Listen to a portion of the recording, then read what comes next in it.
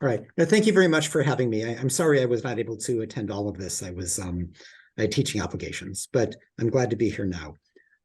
I thought that I could contribute by trying to outline how I see international humanitarian law applying to the events of the last month plus. And let me let me begin with the Hamas attack of October 7th, which was clearly just blatant war crimes. Basic premises of humanitarian law are you cannot attack civilians, you cannot fire indiscriminately into civilian populated areas, you cannot abduct civilians and hold them hostage. So these are, not even controversial. They're just like blatant war crimes.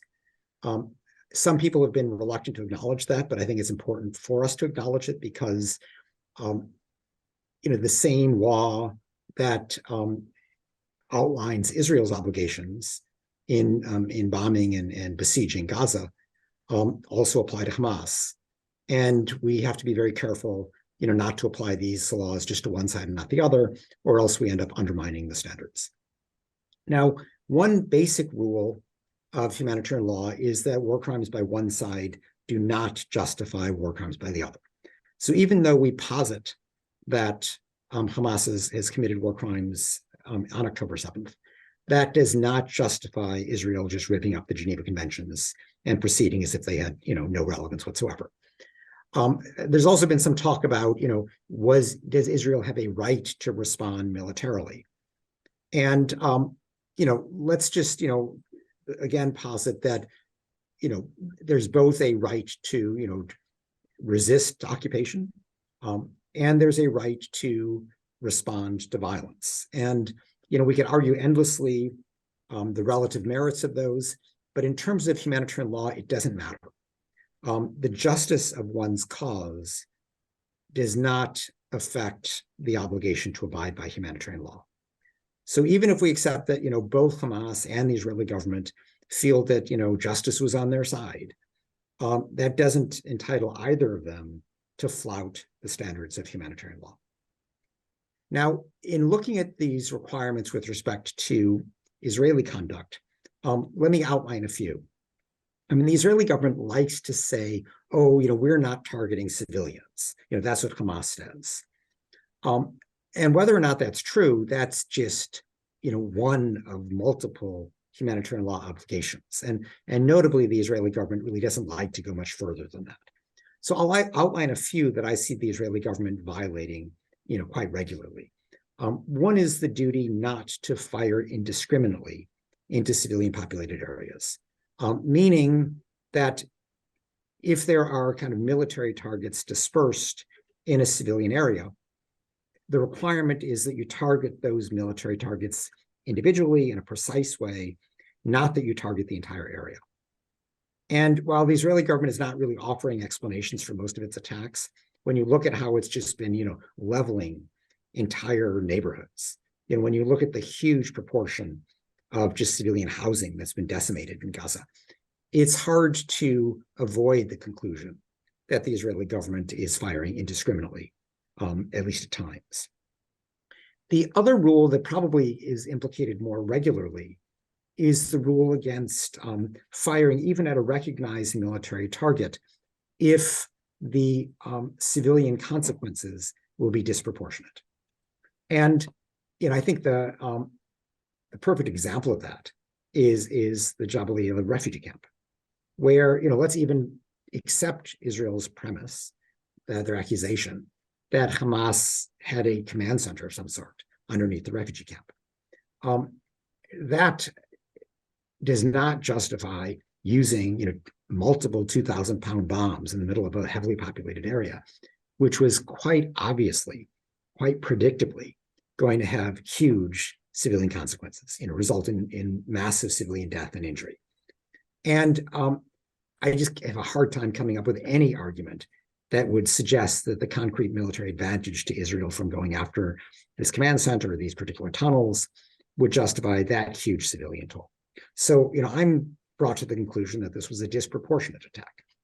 Other illustrations of this, we've seen Israel doing this time what they've done in prior wars, which is, giving warning with respect to the residents of a particular high-rise apartment building, and then bombing the building. And the argument is, oh, there was a Hamas presence somewhere in the building. And again, let's assume that that's true.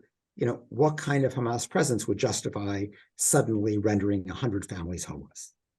Very difficult to come up with a justification that would not find that attack as being disproportionate. And we see these attacks over and over. The other rule that there's been much discussion about is the duty to allow access to humanitarian aid for a civilian population in need. And there's no question that the Palestinian population, the civilian population of Gaza, is in need. Not only has it been living under a 16-year blockade, but now, for over a month, it's been living under the siege with, the vast majority of food, electricity, medicine, fuel, etc., blocked. Now, the Israeli government has been letting in drips and drabs of humanitarian aid. I think the latest count is, that over the last month, 500 trucks have been allowed in. To put that in perspective, there were 500 trucks every single day traveling into Gaza. So, we're dealing with what, 1/30 of the needs of the people being met. And of course, the stories you hear from people in Gaza are of severe deprivation. And, particularly the hospitals that don't even have the fuel to run their generators to provide the most minimal care for people. Desalination plants don't have the fuel needed to provide water, and Israel has turned off the water and turned off the electricity, much of it which had been supplied from Israel. So this too is a clear violation of international humanitarian law. Now, I wanted to address two defenses that the Israeli government typically puts forward. One is that Hamas is using human shields to try to render certain military targets untouchable, unattackable, or the related one that Hamas is firing from or fighting from heavily populated areas, thereby endangering the civilian population. And again, I assume that that is true at times. But the important point to stress is that just because Hamas may be committing a war crime there does not, as I said earlier, justify Israel committing a war crime in turn. And the duty of the attacker in every single attack is to avoid indiscriminate attacks, to avoid disproportionate attacks. And so the mere fact that Hamas, might be using human shields does not alleviate the duty on Israel's part not to fire if the civilian consequences are going to be disproportionate. And so this, human shield argument tends to be more of a political argument. It doesn't justify the large civilian costs that we are seeing in Gaza. Now, the other argument that defenders of the Israeli government frequently make is, Israel's giving warnings. And, humanitarian law does require the giving of what's called an effective advance warning, if possible. And so it's, to Israel's credit that it's giving warnings. I mean, this time around, it tends to be much less specific warnings. Sometimes it is, get out of this building, we're going to bomb it. But as you all know, the big warning was get out of northern Gaza. 1.1 million people, just, go south. And, it's worth noting that there, even though there may be a humane impetus behind this, and I guess you can debate, whether it was humanity or political goals here, but this was done in a very inhumane way because it wasn't safe to move south. The bombing largely continued even along the route south. It certainly continued in the south. So, it may not have been as intense as in the north, but it's not as if Israel's been refraining from bombing in the south. And the south was as subject to the siege, had been as subject to the 16-year blockade as the north. So, suddenly 1 million people are supposed to show up. How are they going to be received? Where is the basic food, medicine, water, not to mention electricity, not to mention housing, where are they going to go? And there are no good answers to this. The Israeli government has adamantly refused even a humanitarian pause that, might have allowed some of these issues to be addressed. So this, is not a terribly humane way to proceed. The other big concern is I would draw really from what happened in 2006 in the conflict in southern Lebanon between Israel and Hezbollah, where the Israeli government also issued warnings of the sort.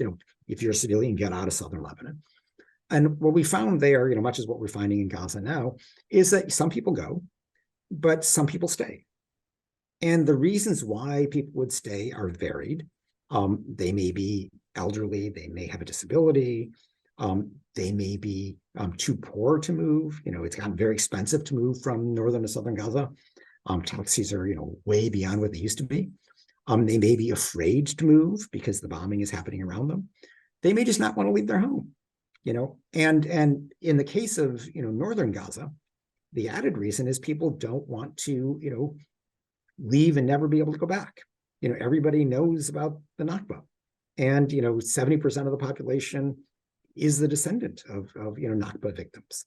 And there is this real fear that even if it's just northern Gaza to southern Gaza, they may never get to go back.